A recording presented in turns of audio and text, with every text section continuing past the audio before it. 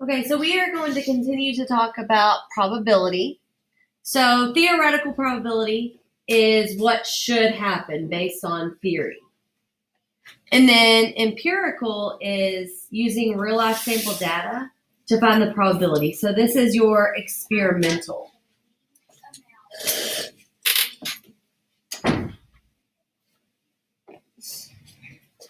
So we are going to talk about probability distributions now.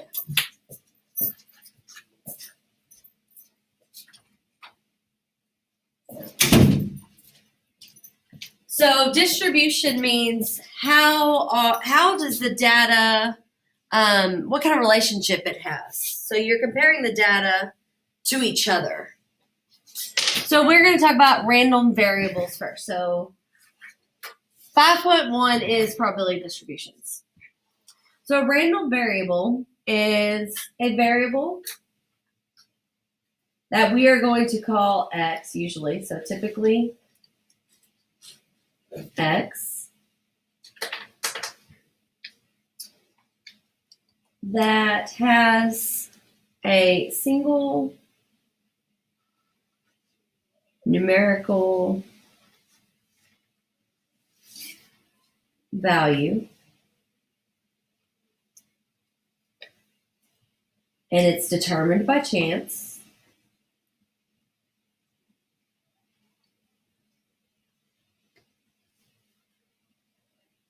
For each outcome of some procedure. So of a procedure.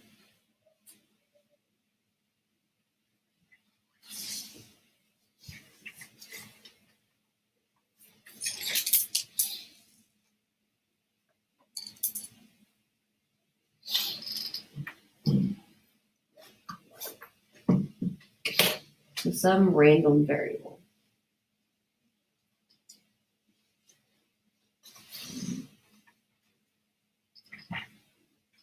So when we talk about random variables, I'll say RV. So we don't have to write out random variable all the time. It'll just be RV.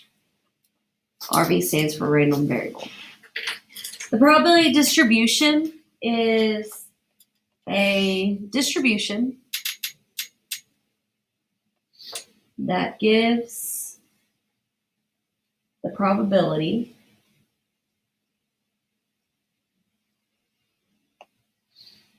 for each value of the random variable of the RV.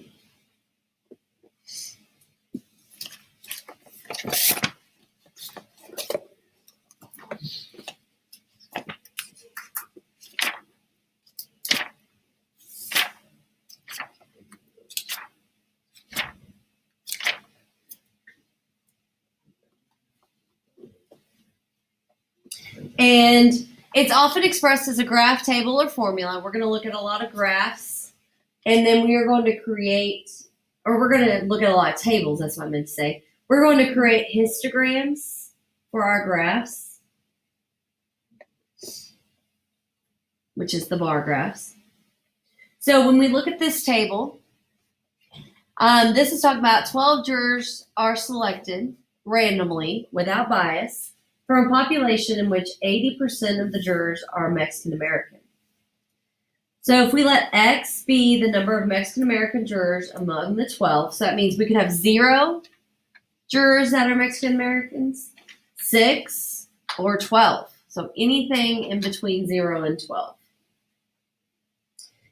X is a random variable because its value depends on chance. So selecting a juror that is Mexican American is by chance because this is without bias and they're randomly selected.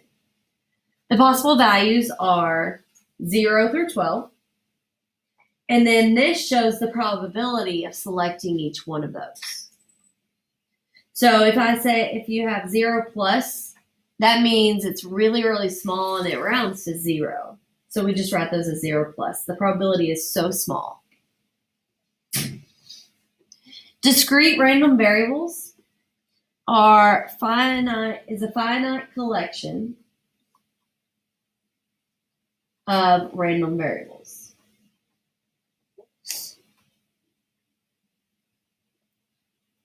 So finite means countable. So you can count what those random variables are. So like this is a discrete random variable. Because there's a countable number, we can count them. If we couldn't count them, that's actually called continuous. So here's an example. Let X be the number of eggs that a hen lays in a day. We can count how many eggs that the hen lays. So we could have X could be 0, 1, 2, 3, and so on, right? We can count them. It's not like it's going to be infinity because you have to be able to count the eggs that actually come out. X is the number of students in the class. So in here today we have 3, 6, 7. So I can count how many students are in my class. So that's how I know that it's discrete. It's countable.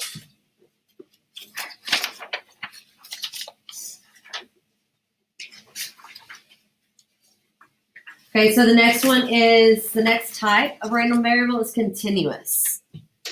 So infinitely, I didn't spell that right. There's not an extra I in there. Infinitely many, which means they cannot be counted. So I'm going to put non-countable.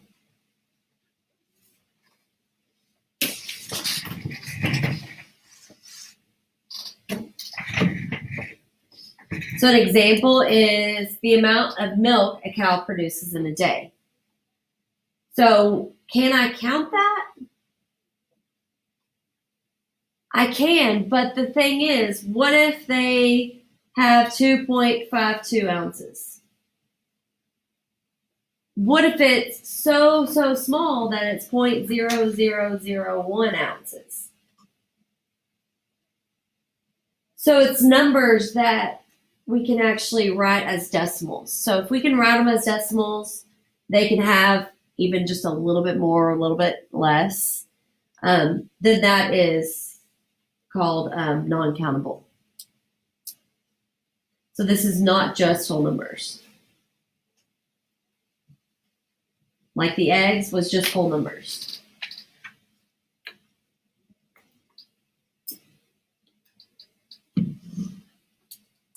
But this can be ounces. It can be counted to the nearest whatever you decide on rounding.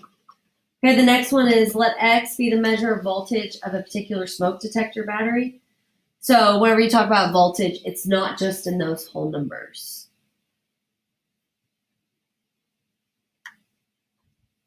So that's why it's continuous.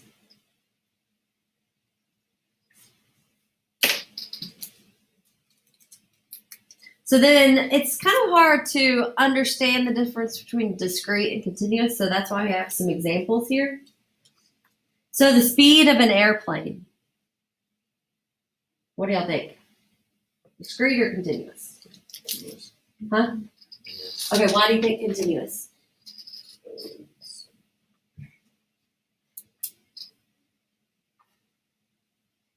Well, it depends on what your speedometer is, right? Yeah, but they're like numbers in this way with all numbers. Mm-hmm. Yep, that we can count. So this is definitely continuous. On our car rounds for us to do the miles per hour.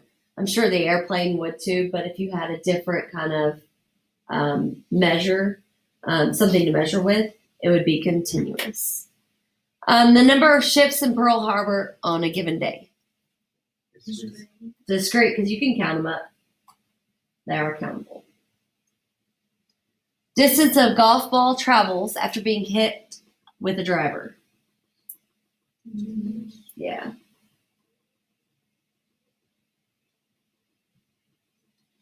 The eye colors of players on the New York Giants. But what are we getting? Are we getting numbers? Neither. Yeah, so this would be neither because they're not numbers. And then number of lightning strikes in the Rocky Mountain National Park on a given day. Discrete, we can count them. It's not like you can do a half lightning strike, it's a lightning strike, period. Can't have half lightning strikes. It's a full-on lightning strike. Okay, so the requirements for probability distributions. So in order to know if it's a probability distribution, you need to check these three things. So the first one is there's a numeric random variable x, and its values are associated with corresponding probabilities. The next one, have y'all ever seen that symbol before? I think we did, right? Mm-hmm. Yeah. So it's the sum. So this means sum of P of x. What's P of x? Probability. So sum of all probabilities equals 1, right? Because 1, if we convert that to a percent, that's 100%. Makes sense.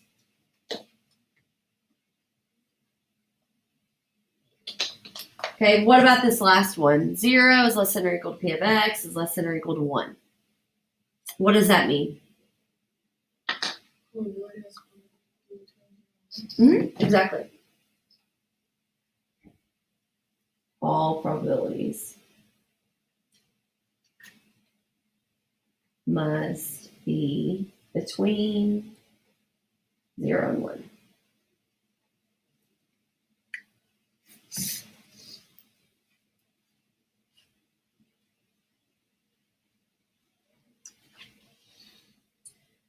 Because the probability distribution is based on a discrete random variable, we will not use class boundaries for horizontal scale, but rather the bars will represent each discrete value. So whenever we do our histogram, the x-axis is going to represent your random variables, x. And your y-axis is going to represent P of x, all of the P of x's, probabilities. It's kind of like with graphing anything anyway, because you have x and you have y. Y is probability x or a function of x.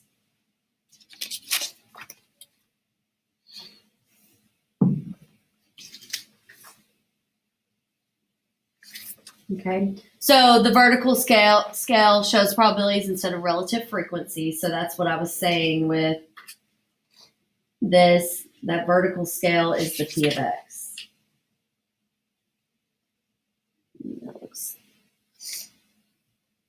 All right, so example 1. Does the table on the right describe probability distribution? So we have to check our 3 items. So number 1, let's check each one. 1. We refer back to it. Numeric random variable x and its values are associated with corresponding probability. Is that true? X is associated with probability? Yes. Okay, number 2. So this is going back to the check the 3. Check 3 requirements. So number 2, sum of the probabilities equal 1. So we need to sum these up. Is that going to equal 1? Huh? Summation of the P of x equal 1. If I add these up, 0.2 plus 0.5 is 0.7. 0.7 plus 4, 0.4 is too many. So this is a no.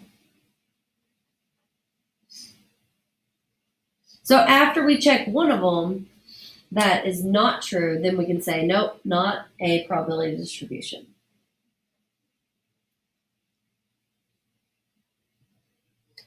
And the reason is because the sum did not equal 1.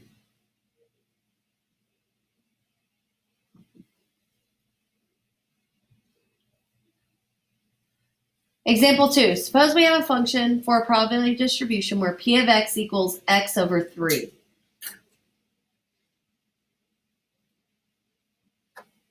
Where x can be 0, 1, or 2. Does this function follow the requirements for a probability distribution?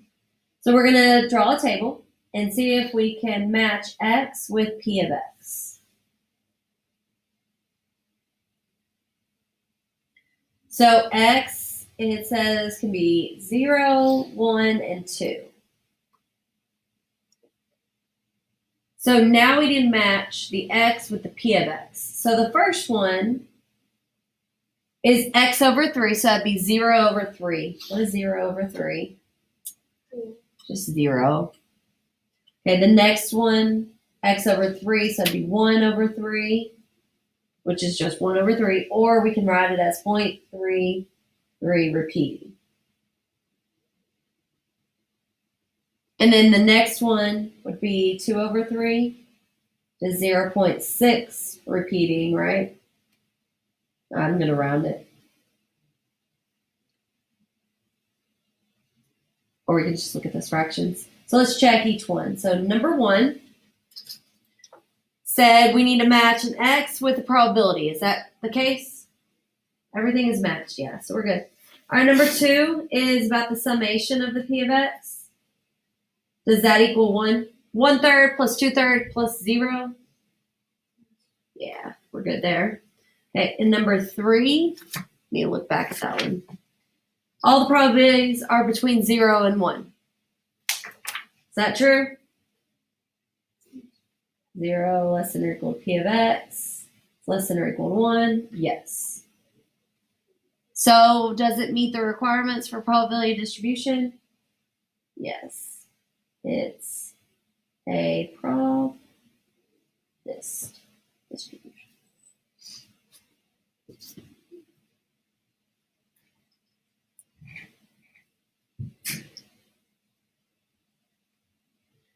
All right, so let's look at how to make a probability histogram. So remember how we said the vertical scale is the p of x, and the horizontal scale is your random variables, the x.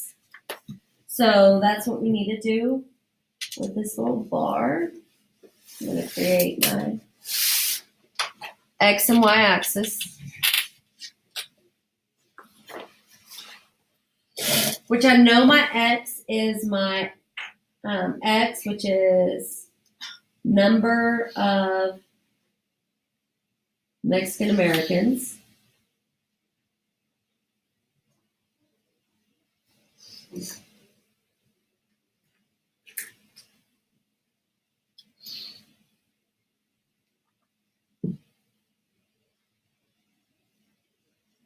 And my y-axis is the actual probability, so I'm just going to put p of x.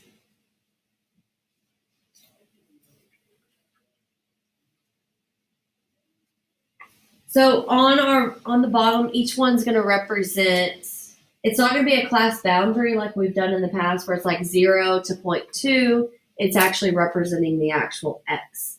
So this one will be 1, 2, 0, 1, 2, 3, 4, 5, 6, 7, 8, 9, 10, 11, and 12.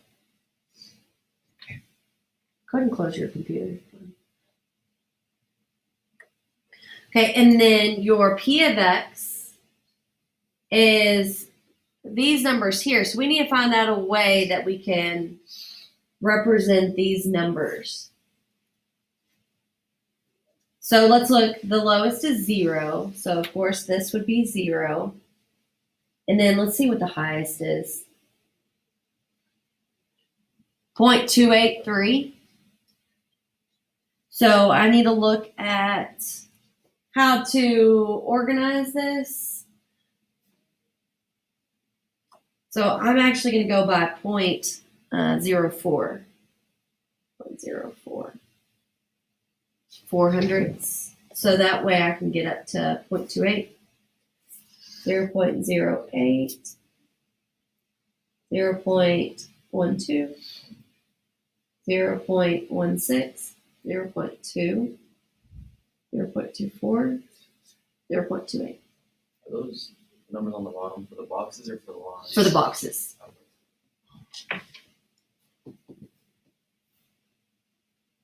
Is that what Carly said? We didn't. You weren't sure. Showed the lines. Yeah. Since we're doing the histogram, kind of like a bar graph, we want each one of these rectangles to represent a number.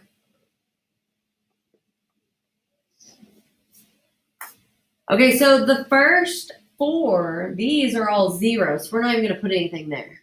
So we're going to start with 4, 0.001. Well, 0.1 would be like a fourth of that. So I'm just going to draw one like single line. Just kind of represent it. And then 0.003, just a little bit more than that. 0.016, just a little bit above that. It's kind of hard to do whenever they're so small. 0.05, so that'd be just a little bit above the 0.4.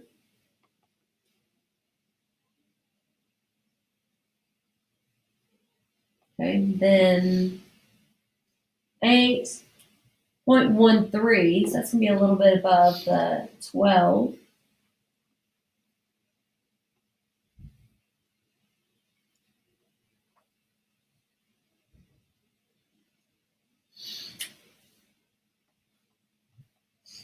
And then we're on number 9.23. So it's a little below the 2.4 because it's almost 2.4. Really, really close.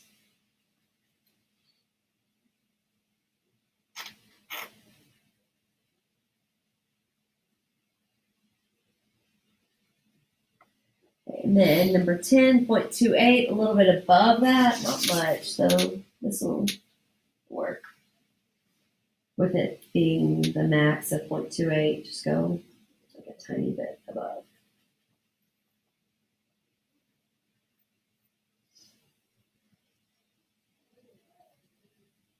Okay, and then 11.206, so right at 0.2, maybe just a tiny bit above.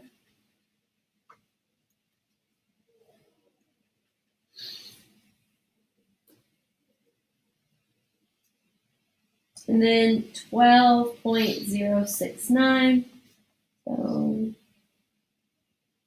right there.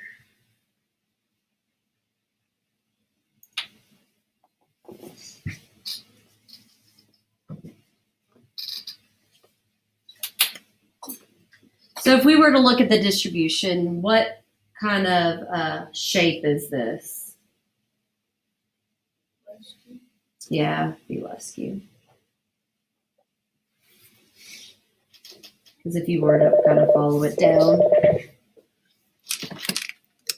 Hello? Yes, hang on.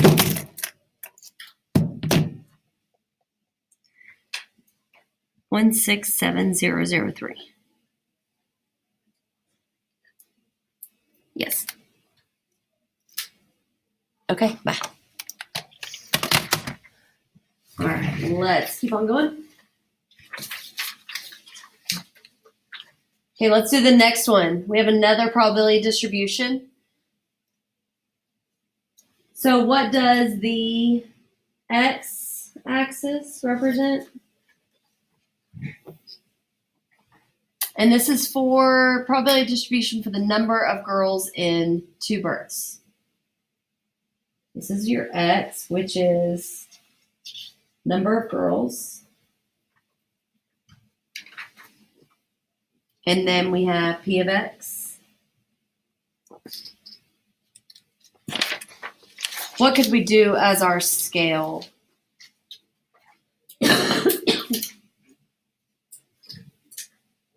What do you think?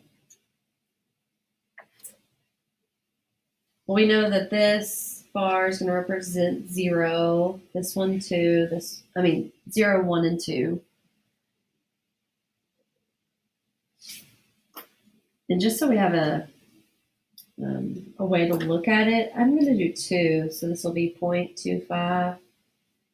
This one to be 0.50, 0.75, and 1.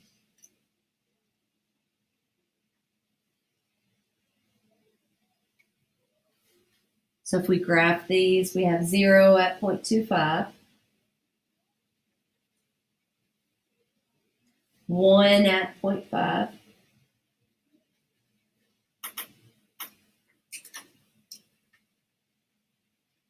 and 2 at 0.25.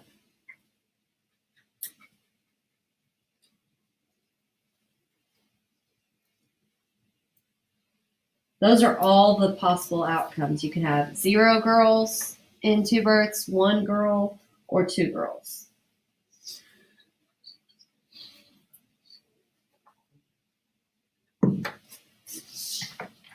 Okay, so how are y'all doing on these histograms? Pretty simple?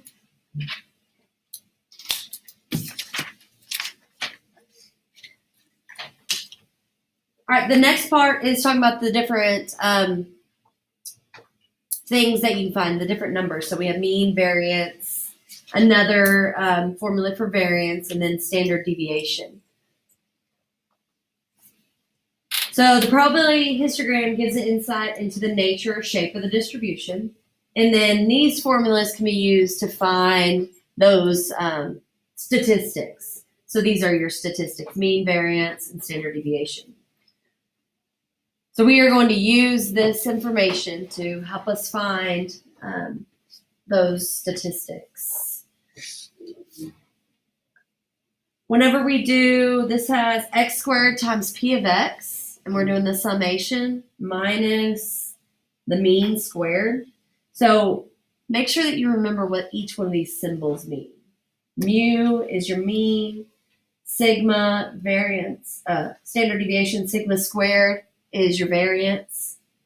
So round your answers by carrying 1 more decimal than the number of decimals used for the random variable, unless more precise is necessary.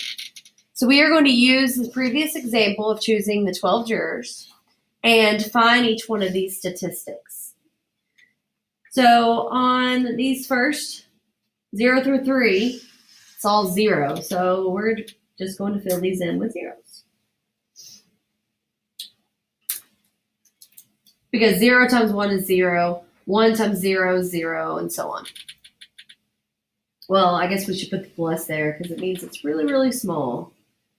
It's not like it's 0%, but it's just a really small chance. And this is saying that out of the population, there's 80% Mexican Americans. Okay, the next one, we're going to multiply x times p of x. So we're going to multiply 4 times 0.001. So we'll go through and just do this real quick. 0.015 because 5 times 3. 0.016 times 6. What is that? 96. Okay. 53 times 7.053 times 7. 0.371.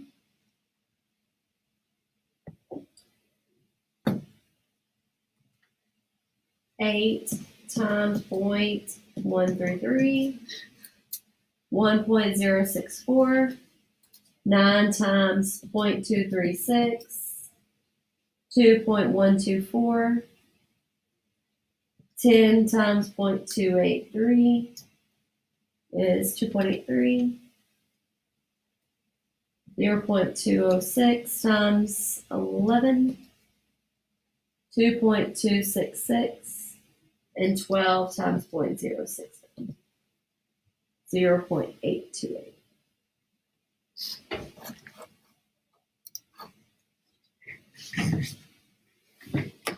Then you multiply this number times your p of x. No, it says x squared, sorry. X squared times p of x. So now we got to do 4 squared times p of x, 0.001. 0.016.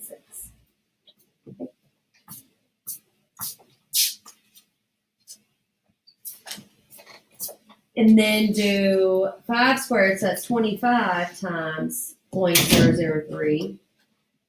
0.075. 6 squared is 36. 36 times 0.016. 0.576. 7 squared is 49, so 49 times 0.053. 2.596.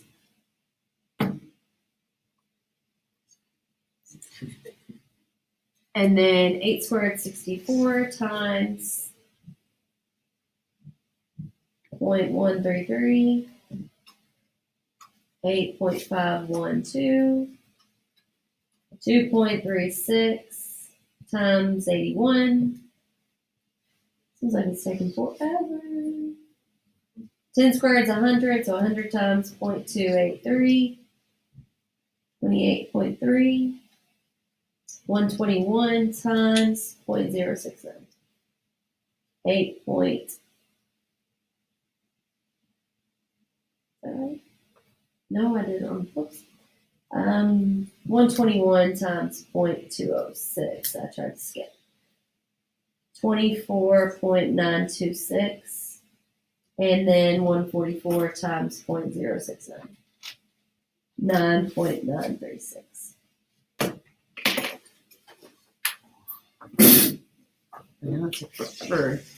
One thing that we need to do, it says round your answers by carrying one more decimal place than the number of decimals used for the random variable. So the random variables are whole numbers. So we would just go to the 10th place on these. So whenever we plug it in here, so this is summation of this. So we need to add all these up. So go ahead and do that.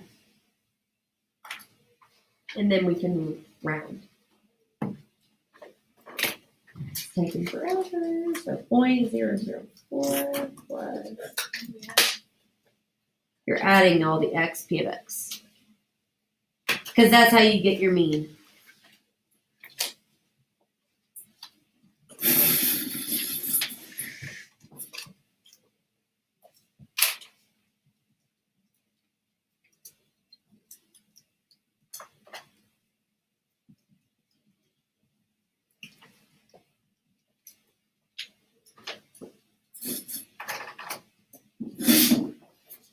And I want us all to do it so that we can check each other.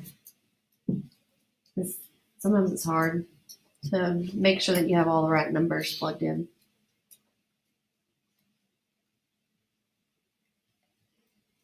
Is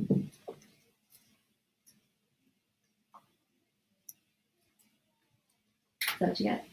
Mm-hmm. Okay. Y'all check me.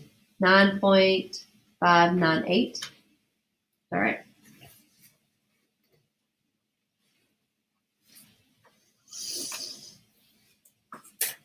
Okay, so that is the mean.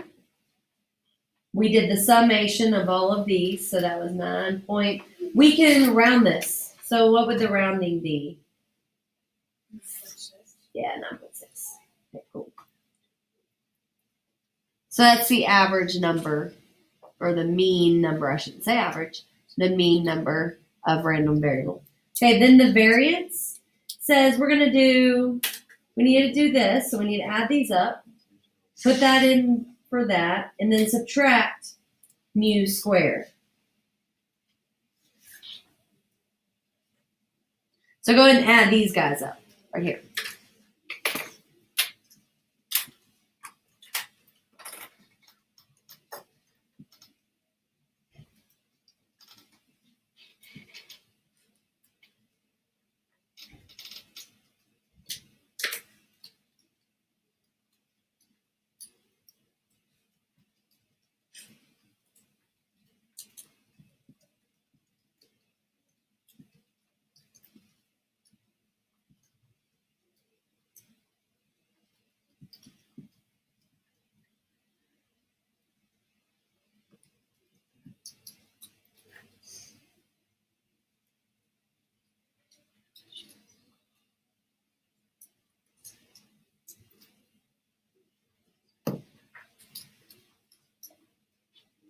What'd you get?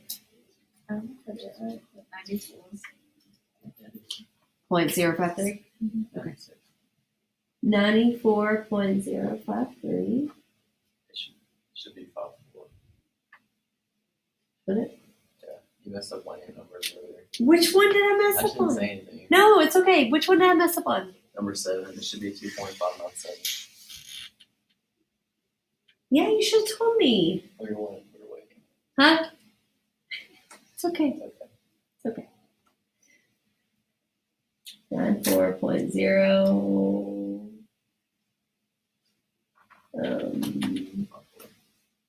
Yeah, probably. Should I keep this as that 9.598 first? I think I should.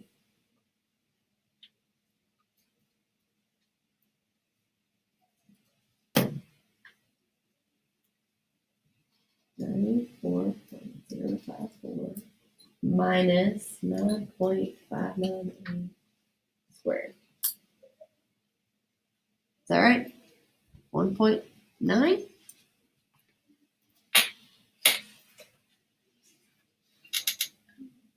What do y'all think? Sure. And then to find your standard deviation, you're going to take the square root of that. Because this is variance is sigma squared, so to find sigma, you take the square root of that. So I'm going to do second squared and then pull this down. 1.4.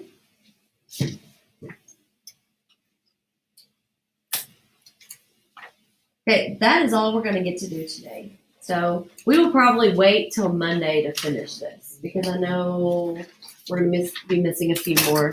So I'll open up 5.1 for y'all to go ahead and start. But anything that talks about anything that we haven't covered, you don't have to do yet. So expected value and making sense of results would be what we haven't done yet.